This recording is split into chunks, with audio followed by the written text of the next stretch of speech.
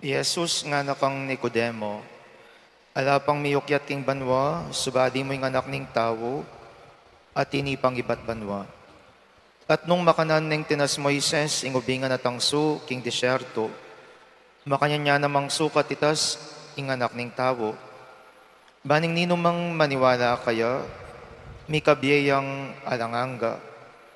Uri ning lugod ng emunano ning Diyos, king yato, binyaning bugtong ng anak, baning ninumang maniwala kaya, eyamate, nune merina niyang biye, alanganga. Uring tinubo na ning Diyos, ing anak na king yato, eba natulan ning kaparusan ning yato, nune ban mirigtas ing yato, king kapamilatana.